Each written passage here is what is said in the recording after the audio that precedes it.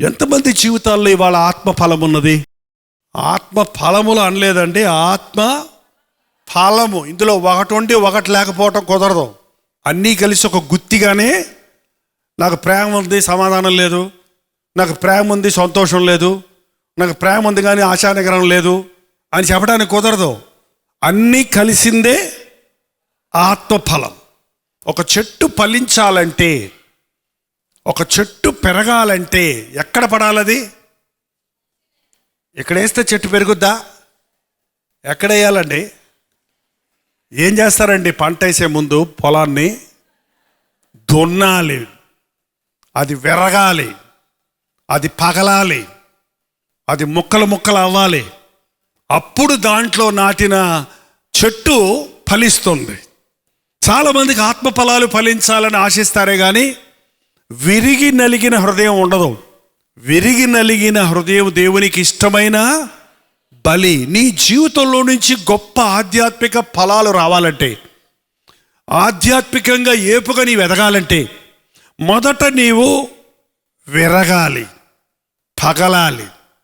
పగిలిన వాటినే ప్రభు వాడుకుంటాడు, విరిగిన వాటినే ప్రభు వాడుకుంటాడు.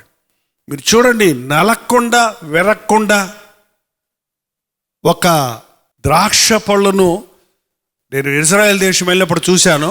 పెద్ద పెద్ద రాతి గానుగలు ఉంటాయి, రాతి తొట్టులు ఉంటాయి. మొదట తొట్టులో వేసి ఆ ద్రాక్షలను బాగా తొక్కుతారట. తొక్కి తొక్కి తొక్కి తొక్కి ఆ తర్వాత అది ఒక సందులో నుంచి ముందుకు గరాటాలాగా ఉంటుంది. అంటే బయటపడిన తర్వాత దాంట్లో ఉన్న చెత్త మళ్ళీ మిగిలిన తీసి అక్కడ ఒక పెద్ద తిరగల్లాగా ఉంటుంది, అందులో వేసి పత్రంలాగా ఉంటుంది, రోలు పత్రంలాగా దాంట్లో వేసి పెద్ద ఇంతలా ఉంటుంది రాయిలాగా, దాంట్లో వేసి రుబ్బుతారట. అది నలగొట్టి చితగొట్టినప్పుడే దాంట్లో నుంచి చక్కటి ద్రాక్షరసం వస్తుంది. ఇవాళ పెర్ఫ్యూమ్స్ చూస్తున్నాం. ఆ పెర్ఫ్యూమ్స్ ఎలా వస్తున్నాయి? ఆ గులాబీ రేకులన్నింటినీ పోగు చేసి బాగా నలగొట్టి వాటిని పిండినప్పుడు అందులో నుంచి సువాసనలు వెదజల్లే ఆ యొక్క రోజ్ ఫ్లవర్ వాసన వచ్చేటువంటి పెర్ఫ్యూమ్లు తయారు చేయాలి. నీ జీవితంలో నుంచి ఒక మంచి విలువైన వాసన రావాలంటే, నీవు సారవంతమైన ఒక వ్యక్తిగా మారాలంటే, నీలో నుంచి ఒక విలువైనది ఏదైనా బయటికి రావాలంటే మొదటగా దేవుని చేతుల్లో మనం నలగాలి. శోధనలు వచ్చినప్పుడు, శ్రమలు వచ్చినప్పుడు కన్నీటితో ప్రార్థించి జయించాలే కానీ కృంగిపోకూడదు. సులభ మార్గాలు ఎత్తుక్కోకూడదు, తప్పుడు మార్గాలు ఎత్తుక్కోకూడదు. డబ్బులు లేవు, ఏం చేస్తారు? అప్పడగటమే ఎవరన్నా అంతేనండి. మోకరించి ప్రార్థించి చూడు. 2 రోజులు పస్తుంటే ఏం పోయింది? 2 రోజులు వాయిదా వేసుకో కారు కొనుక్కోవటం ఏం పోయింది? 1 సంవత్సరం వాయిదా ఇల్లు కట్టుకోవటం ఇప్పుడు ఏం పోయిందంట? కానీ ఆగరు, దేవుడు జవాబిచ్చే వరకు ఆగరు. అదే విశ్వాసం నేర్చుకోవటం అంటే. పోరాటాల్లో మనం నిలబడాలి. నిలబడినప్పుడు మనలో నుండి మంచి బీజం, ఆత్మఫలం వస్తుంది, మంచి చెట్టు వస్తుంది, మంచి ఆధ్యాత్మిక వేరుని మనం పుట్టిస్తాం. ఈ రోజున క్రైస్తవ జీవితాల యొక్క సారాన్ని చూస్తే పైన పటారం లోన లొఠారం అన్నట్టే ఉందండి. క్రైస్తవులు ఈ రోజున పైకి మాత్రం తలతలలాడిపోతున్నారే కానీ ఆధ్యాత్మిక శోధన వచ్చినప్పుడు ఓడిపోయేవారిగా ఉంటున్నారు, నిలబడలేని వారిగా ఉంటున్నారు. నీవు ఆత్మఫలం ఫలించాలంటే, ఇంకొక మాటలో చెప్పాలంటే, ఆత్మానుసారంగా నీవు జీవించాలంటే నీకు పరిశుద్ధాత్ముడు తోడుండాలి. పరిశుద్ధాత్మను మనం కలిగినప్పుడు మన జీవితంలో నుండి ఆధ్యాత్మిక కార్యాలు బయటకు వస్తాయి. నేను ఒక్కొక్కటి చెప్తాను. ఆత్మఫలం ఏమనగా ప్రేమ. ఏంటది? ప్రేమ. ప్రేమ. ఎన్ని పాటలు పాడతాం కదండి, ప్రేమ ప్రేమ ప్రేమ ప్రేమ. క్రైస్తవ లోకంలో కాదు, లోకంలో కూడా ఎక్కడ చూసినా కూడా ప్రేమ ప్రేమ ప్రేమ ప్రేమ. I love you, I love you, I love you. మేము ప్రేమించుకున్నాం. ఎందుకు వచ్చిన ప్రేమ? ఎందుకు వచ్చిన ప్రేమ? నేను ప్రేమించిన అమ్మాయి ఒప్పుకోలేదు కాబట్టి యాసిడ్ పోసేశాను మొహం మీద. అదేం ప్రేమ? అరే నిజంగా నువ్వు ఆ అమ్మాయిని ప్రేమిస్తే, ఆ అమ్మాయి నీకు వ్యతిరేకంగా ఉంటే ఇంకా ప్రేమించడం ప్రేమ. కానీ యాసిడ్ పోసి తన జీవితాన్ని నాశనం చేయటం అది ప్రేమ? ఎబ్బే, ఈ లోక ప్రేమలన్నీ తాత్కాలికమైనవి. ఈ ప్రేమ యేసుక్రీస్తు యొక్క ప్రేమ. ఈ వచనం మనం చదువుతుంటే క్రీస్తులో ఉన్నటువంటి సుగుణాలు మనకు కనబడుతున్నాయండి. మనం యేసయ్యలాగా జీవించాలి అని ఆశించాం. దేవుడు తన ఆకారంలో తన స్వరూపములో నరుడి చేశాడు అంటే దేవుడు ఫోటో తీశాడు అని అర్థం. మీరు ఎప్పుడైనా ఫోటో తీసుకున్నారా? మీ ఫోటో ఇప్పుడు అన్నీ సెల్ఫీలు తీసుకుంటున్నారు కదా. మీ ఫోటో మీరు నిలబడి తీసుకున్నప్పుడు ఎవరుంటారు అందులో? ఏరమ్మా, నువ్వు ఎలాగ ఉన్నావు అలాగే ఉంటావా, వేరేలాగా ఉంటావా? ఇంకా అందంగా ఉంటావు కదా, అందులో రంగులు ఎక్కువ ఉంటాయి. అప్పుడు యేసయ్య ఫోటో మనల్ని ఫోటో తీశాడంట. ఆయన ఫోటో మనల్ని రూపించాడు. ఆయన ఫోటోగా మనల్ని రూపించాడు. అప్పుడు మనం ఎలా ఉండాలి? ఆయనకంటే బాగోవాలి. చెప్పాలంటే ఆయనకంటే అట్ట బాగుంటాం, ఆయనలాగా ఉండటం లేదే ఏంటండి? ఆయనలో ఉన్న సుగుణాలు మనలో ఉండాలి. ఆయన మొదటిగా దేవుడు ప్రేమై ఉన్నాడు. మొట్టమొదటి మాట ఏంటంటే దేవుడు అనగానే ప్రేమ. క్రైస్తవుని జీవితంలో ప్రేమ పొంగి పొరలాలంటే లోక సంబంధమైన ప్రేమ కాదు, శరీర సంబంధమైన ప్రేమ కాదు, స్వార్థపూరితమైన ప్రేమ కాదు, నిస్వార్థమైన నిష్కలంకమైన పవిత్రమైన ప్రేమ. నా వివరణ ఏంటంటే, ఒకరిని నీవు ప్రేమిస్తున్నావని చెబితే ఆ వ్యక్తికి రావలసిన బాధలో బాధంతా నువ్వు అనుభవిస్తున్నావని అర్థం అండి. ఆ వ్యక్తి ఏడవలసిన దానికి బదులు నువ్వు ఏడుస్తున్నావని అర్థం. ఆ వ్యక్తికి రావాల్సిన దండన నువ్వు పొందుతున్నావని అర్థం. అటువంటి ప్రేమే క్రీస్తు మన కొరకు చూపించాడు. నేను ప్రేమిస్తున్నాను పరలోకంలో మైకి పెట్టుకొని చెప్పలేదు ఆయన. ఆయన ప్రేమను చూపించడానికి ఈ లోకంలోనికి దిగి వచ్చాడు. ఈరోజు నేను ఎక్కడ చూసినా మాటల ప్రేమే. ఎంత మాటల ప్రేమ అంటే ఎక్కడ చూసినా నోటిలో నుంచి వచ్చే మాటల్లో ఎంత, మమ్మీ నువ్వంటే నాకు చాలా ఇష్టం మమ్మీ, హ్యాపీ మదర్స్ డే, చాలా పనులు ఉన్నాయి పెట్టేస్తున్నా. ఏంటండి? నీ ప్రేమను క్రియల్లో చూపించు, మాటల్లో కాదు. అమ్మ దగ్గరికి వెళ్ళు, అమ్మ మీద చెయ్యేసి అమ్మ నువ్వంటే నాకు ఇష్టమని చెప్పక్కర్లా. అమ్మ మెడ మీద నీ చెయ్యేసి ఒక ముద్దు పెట్టు. నువ్వు ఎంత ప్రేమిస్తున్నావో అమ్మకు అర్థమైపోద్దు, నువ్వు చెప్పాల్సిన అవసరమే లేదు. కానీ ఈ రోజున మాటలతోనే మన ప్రేమను వెల్లడి చేస్తున్నాం. దేవుడు క్రియలలో తన ప్రేమను చూపించాడు. క్రైస్తవుని జీవితంలో ప్రేమ ఉండాలి. నిన్ను వలె నీ పొరుగువాడిని ప్రేమించాలి. నీ పూర్ణ హృదయంతో నీ దేవునిని ప్రేమించాలి. ప్రేమ క్షమిస్తుందండి, ప్రేమ సహిస్తుంది. ప్రేమను గురించి వివరంగా తెలుసుకోవాలంటే కొరింథీయులకు రాసిన మొదటి పత్రిక 13వ అధ్యాయం మళ్ళీ మళ్ళీ మళ్ళీ మళ్ళీ మళ్ళీ చదవండి. చాలాసార్లు ఇంతకుముందు నేను చెప్పాను, మీకు కూడా తెలుసు.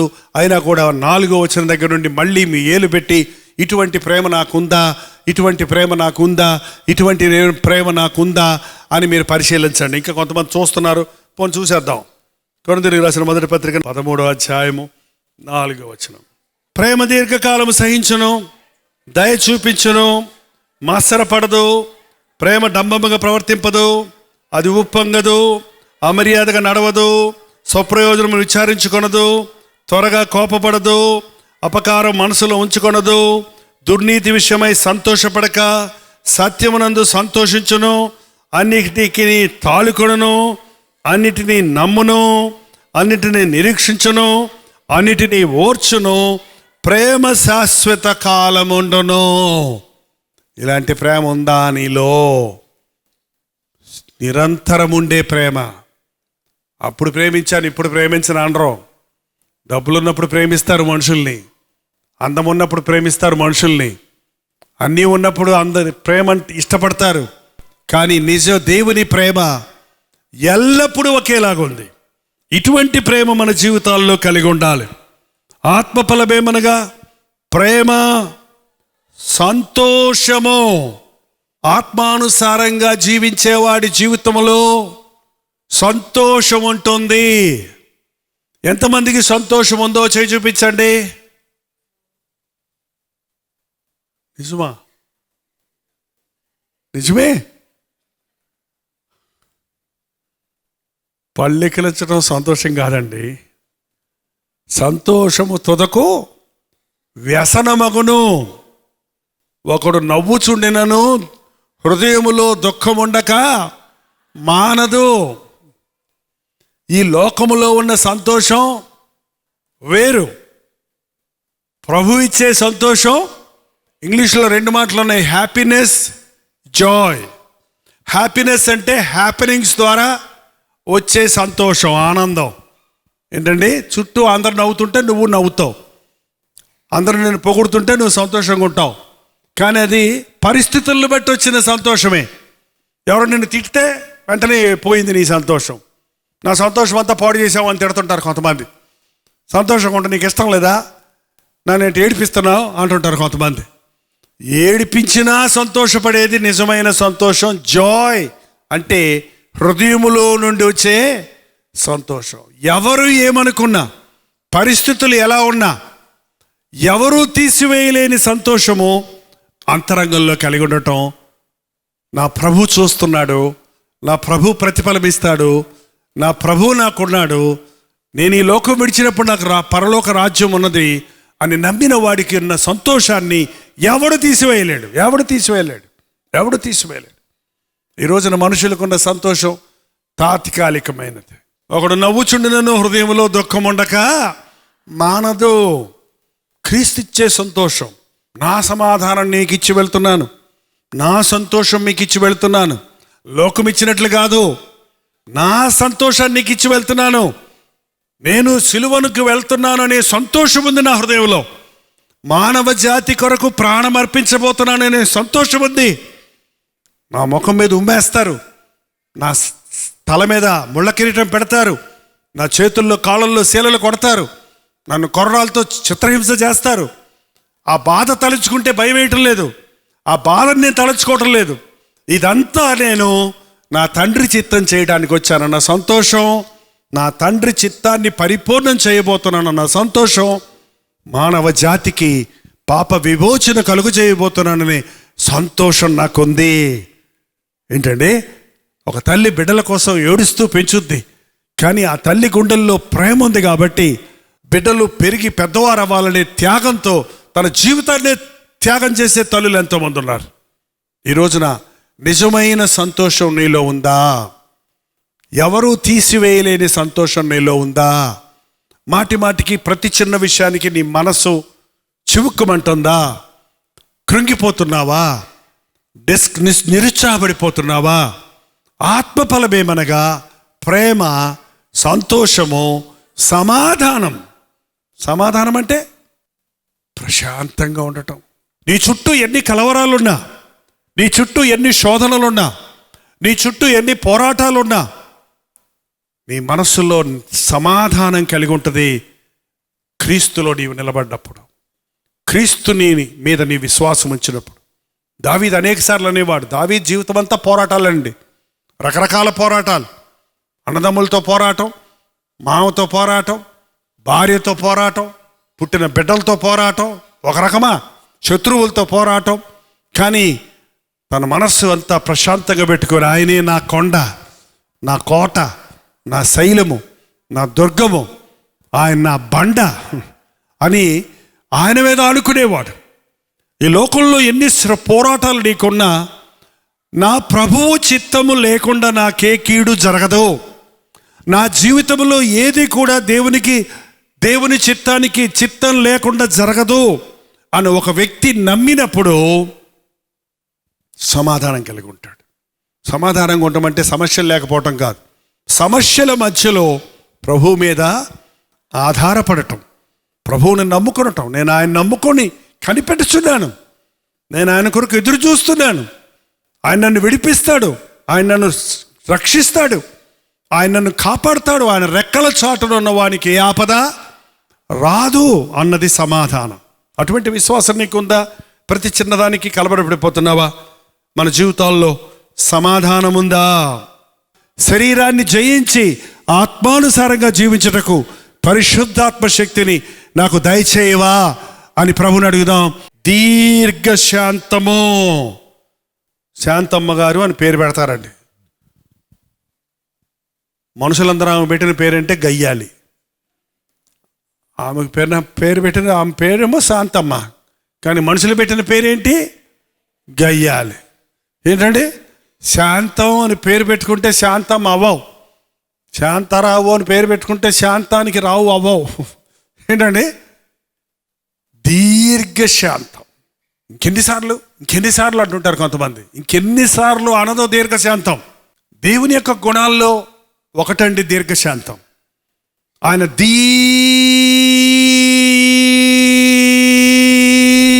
దీర్ఘ శాంతం కలిగిన వాడు. ఇంకా నాకు దమ్ము లేదు, మీకు దమ్ముంటే ఇంకా ఈల్చుకోండి, లాక్కోండి. ఎంత దీర్ఘశాంతం అంటే 30 ఏళ్ళు, 40 ఏళ్ళు, 50 ఏళ్ళు నిన్ను క్షమిస్తూ, నువ్వు చేస్తున్నది సహిస్తూ, నువ్వు తిరగబడుతున్నా, నువ్వు దూషిస్తున్నా, నీ మీదకు తన కోపం రాకుండా సహిస్తూ ఉన్నాడు. దేవుడు ఉంటే శిక్షించమని చూద్దాం అంటారు కొంతమంది పెద్ద. దేవుడు ఉంటే నేను తాగుతాను, ఏం చేశాడు, నన్ను ఏం చేయలేదు, ఎక్కడున్నాడు దేవుడు అంటుంటారు కొంతమంది. ఆయన దీర్ఘశాంతాన్ని చాలామంది సులకనగా చేస్తున్నారు. ఎంత దీర్ఘశాంతం అంటే ఎంతవరకు సహిస్తాడంటే, నువ్వు ఎలాగైనా రక్షించబడాలి, నువ్వు ఎలాగైనా క్షమించాలి, ఎలాగైనా నిన్ను ఆయన రాజ్య వారసులుగా చేసుకోవాలని ఆయన దీర్ఘశాంతం చూపిస్తాడు. అదే సమయంలో ఆయన వాక్యంలో రాయబడింది, ఆయన దీర్ఘశాంతము గలవాడు, ఆయన కోపము క్షణికమైన. ఎంతసేపు కోపం? క్షణికం, ఒక క్షణం, ఒక చిటికేసే అంతట్లో నేను వదిలేశాడంటే. యాక్సిడెంట్ అయిందా మీకు ఎప్పుడన్నా? యాక్సిడెంట్ అయిందా? అవ్వలేదా? ఎదుగు అవుతున్నా, అదిగో గుద్దుతుంది, అదిగో బస్సు వస్తుంది, నా మీదకి ఎక్కింది అంటావా? ఏంటండి? బైకులో పోతున్నాడు, ఇదిగో వాడు వస్తున్నాడు, గుద్దుకుంటాడు, గుద్దుకుంటాడు అంటావా? ఏంటండి యాక్సిడెంట్ అంటే? పట్టుబట్టదు అంతే. ఏమవుద్ది? క్షణికంలో నీకు తెలియదు, నువ్వు పోతూనే ఉంటావు, దబాలను కింద పడతావు, ఎక్కడనో తెలియదు. నాకు 2-3 సార్లు లేదు. ఒకసారి సైకిల్ వెళ్తుంటే అయింది. సైకిల్ మీద పాట పాడుకుంటూ పోతున్నా, ఓ మోటార్ బైక్ వాడు వచ్చి వెనకాల గుద్దాడు. దేవుడి కృప నా మీద ఉంది కాబట్టి సైకిల్ కింద నుంచి వెళ్ళిపోయింది. నేను పైనుంచి ఎగిరి రోడ్డు పట్టుకొని సైకిల్ నడుపుకుంటున్నా. సైకిల్ మీద ఉన్నాడు, రోడ్డు పట్టుకున్నానేంట్రా అంటాను. తెలుస్తానికి ఒక్క క్షణమే పట్టింది. ఏం జరిగిందో తెలియలేదు. ఓహో యాక్సిడెంట్ అయిందా అని కళ్ళు తెరిచాక అప్పుడు తెలిసింది. టక్కన పై సైకిల్ మీద ఉన్నాడు, రోడ్డు మీద ఉన్నాడు అంతే. బొర్ర మీద ఎక్కుంటే కనుక బైకు ఇక్కడ ఉండేవాడు కాదు. ఇప్పుడు మరణము తప్పించుట యెహోవా వశము. ఈ రోజున దేవుని కృప మన పట్ల ఎంత విస్తారంగా ఉందో మనకు తెలియటం లేదు. అలాంటి యాక్సిడెంట్ అయి బయటపడిన తర్వాత మనం గుర్తిస్తున్నామే కానీ అసలు యాక్సిడెంట్లే అవ్వకుండా మనల్ని దేవుడు కాపాడుతూ ఉన్నదాన్ని ఎప్పుడన్నా గుర్తు చేసుకుంటున్నారా? దీర్ఘశాంతం కలిగిన దేవుడు, మనం మరణించటం ఇష్టం లేనివాడు, మనం నరకానికి పోవటం ఇష్టం లేనివాడు మన పట్ల తన దీర్ఘశాంతాన్ని చూపిస్తున్నాడు. ఈ రోజున క్రీస్తు బిడ్డలుగా నీవు ఉండాలంటే, క్రీస్తులాగా క్రీస్తు సారూప్యంలో నీవు ఉండాలంటే నీ జీవితంలో కూడా దీర్ఘశాంతం ఉండాలి. ఓపికతో, నా భర్త మారడు, వీడు మారడు, నేను వెళ్ళిపోతా మా అమ్మగారింటికి అంటారే కానీ నా భర్తను దేవుడు మారుస్తాడు. ఇంకేం మారుస్తాడు? 30 ఏళ్ళు అయింది, మారుస్తాడు. ఇంకేం మారుస్తాడు? 35 ఏళ్ళు అయింది, మారుస్తాడు. కనిపెట్టు. ఏదో ఒక రోజు నీ భర్త నీ చేతులు పట్టుకొని నన్ను క్షమించమని అడుగుతాడు. ఏదో ఒక రోజు నీ దీర్ఘశాంతమును గుర్తించిన నీ ఇంటి యజమాని నీ దేవుడు గొప్పవాడని సాక్ష్యం ఇస్తాడు. కానీ ఈ రోజుల్లో శాంతం లేదు మనకి, సహనం లేదు మనకి. సహనం కావాలంటే సమస్యలు ఉండాలి. సమస్యలు ఉన్నప్పుడే సహనం నేర్చుకుంటాం. అన్నీ బాగుంటే మనం నేర్చుకునేది ఏముంది? కాబట్టి కొన్నిసార్లు దేవుడు మనకి శ్రమలు పంపిస్తాడు. శ్రమలలో ఓర్పును, సహనాన్ని మనకు తెలియజేసి మంచి ఫలము ఫలించాలని దేవుడు మనల్ని ఆశిస్తున్నాడు. ఇంకా చూస్తే ప్రేమ, సంతోషము, సమాధానము, దీర్ఘశాంతము, దయాళుత్వము. దయ దయ దయ దయ అంటే, దయ చూపించటం అంటే ఎదుటివారి దగ్గర నుంచి ఏమీ ఆశించకుండా, ప్రతిఫలాన్ని ఆశించకుండా వారి ఎడల మనం ప్రేమ చూపించటం, వారి అవసరత తీర్చటం, వారికి సహాయం చేయటం దయ అని పెడుతుందండి. మనం ఎవరికన్నా సహాయం చేసి దానికి మళ్ళీ నాకేమిస్తావని అడిగితే అది దయ చూపించింది కాదు. ఎదుటి వ్యక్తి దగ్గర నుండి నీకు ఏ ప్రతిఫలము లేదు అని ఎరిగినప్పటికీ నీవు అతనికి మేలు చేస్తే అది దయ చూపించటం. మీరు భోజనానికి పిలిచినప్పుడు మళ్ళీ మీకు భోజనం పెట్టే వాళ్ళ కోసం వాళ్ళని పిలవకండి. బైబిల్లో చెప్పబడిందండి, భోజనానికి పిలిచినప్పుడు మళ్ళీ మీకు భోజనం పెట్టే వాళ్ళని పిలవకండి. మా ఇంటికి రా భోజనానికంటే, అలాగే అక్క మీరు మా ఇంటికి రండి భోజనానికి అంటారు. నువ్వు 3 కోళ్ళకి వస్తే వాళ్ళు 4 కోళ్ళకి వస్తారు, అంతే అంతే కదండి, అయిపోయింది. నువ్వు పెట్టింది ఏముంది, నీకు వచ్చేసిందిగా. కుంటి వాళ్ళకి, గుడ్డి వాళ్ళకి, దరిద్రులకి నీకు భోజనం తిరిగి పెట్టలేని వారికి నువ్వు పెట్టు. అది దయ చూపించటం. దయ చూపించటం అంటే తిరిగి ఇవ్వలేని వారికి మనం ఇవ్వటం నేర్చుకున్న రోజు క్రీస్తు స్వభావాన్ని మనం మన జీవితాల్లో చూపిస్తాం. ప్రభువు మనకిచ్చిన దానికి ప్రతిఫలం ఏమి ఇవ్వగలం? నీవు చేసిన ఉపకారములకు నేనేమి చెల్లింతును? మరి ఏ ప్రతిఫలము ఇవ్వలేని మనల్ని ఎందుకు దేవుడు ప్రేమించాడు? ఆయన మనల్ని మీద దయ చూపించాడు. కాబట్టి మనకు కూడా పేదల మీద దయ చూపించాలి, బలహీనుల మీద దయ చూపించాలి. మన జీవితంలో దయాళుత్వము, దయాగుణమును మనం కలిగి ఉండాలి. తర్వాత మంచితనము అంటే మనుషుడు మంచోడా చెడ్డోడా? మనుషుడు మంచోడా చెడ్డోడా? నీతిమంతుడు ఒక్కడనూ లేడు, అందరూ పాపము చేసి దేవుడు అనుగ్రహించు మహిమను పోగొట్టుకున్నారు. మంచి నాలో లేదు. ఇప్పుడే చెప్పాడు పౌలు, నాలో ఏ మంచి లేదు. మరి మంచి లేనోడు మంచి ఎట్ట చేస్తాడు? మంచి చేసినట్టు ఇవాళ చాలా కార్యాలు చేస్తున్నారు మనుషులు, కానీ దానికి ప్రతిఫలాన్ని కోరి చేస్తున్నారు. ఈ క్రిస్మస్, ఈ యొక్క సీజన్స్లో కొన్ని చోట్లండి కొంతమంది అనాథల మధ్య సేవ చేస్తున్నాం, పేదల మధ్య సేవ చేస్తున్నాం అని చెబుతూ కొన్ని వస్త్రాలు పంచిపెడుతున్నట్టు, కొన్ని అన్నం ప్యాకెట్లు పంచిపెడుతున్నట్టు ఫోటోలు తీసుకొని ప్రింట్ చేసుకుంటారు. ఎందుకు చెప్పండి? ఎవరికన్నా నువ్వు అన్నం ఇస్తే దాన్ని ఫోటో తీయాలా? ఎవరికన్నా ఒక చీర ఇస్తే దాన్ని ఫోటో తీసి అందరికీ నేను ఇచ్చాను చూపించుకోవాలా? చూపించుకుంటే అది దయ అవుతుందా? అది మంచితనం అవుతుందా? మంచి చేయటానికి మనకి మనసు లేదు. క్రీస్తు యేసు ప్రభువు మంచివాడు. ఆయన్ని కలిగిన వారు తమ జీవితాల్లో మంచిది పనులు చేస్తారు. దేవుని నామములో నీవు చేసే ప్రతి పని ఒక మంచి పని, ఒక శ్రేష్టమైన మంచి పని. ఏంటో తెలుసా?